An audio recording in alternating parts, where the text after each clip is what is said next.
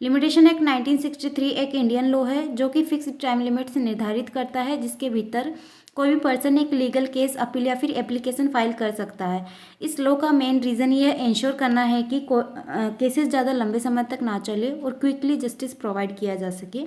Limitation act 1963 1 जनवरी 1964 को लागू हुआ था और ये होल ऑफ इंडिया पर एक्सटेंड करता है, including Jammu and Kashmir after the 2019 reorganisation.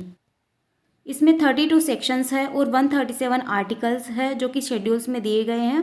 In articles को 3 डिविजन्स में डिवाइड किया गया है।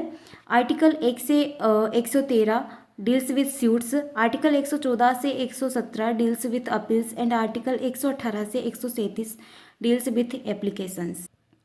यह act various types of suits, appeals and applications के लिए लिमिटेशन पीरियड स्पेसिफाई करता है और जब कोज ऑफ एक्शन अराइज होता है तब लिमिटेशन पीरियड स्टार्ट होता है।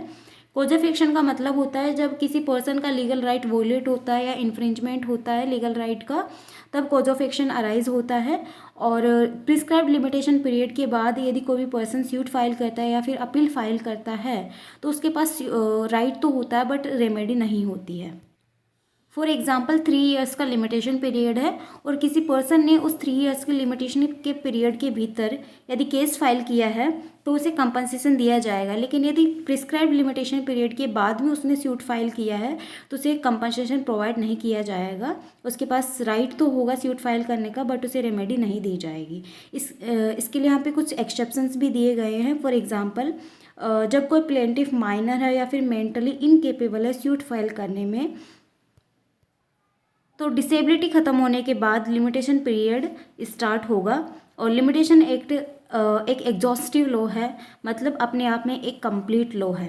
तो लिमिटेशन एक्ट सब्सटेंटिव लॉ है या फिर प्रोसीजरल लॉ है, ये हम नेक्स्ट पार्ट में देखेंगे। Thanks for watching.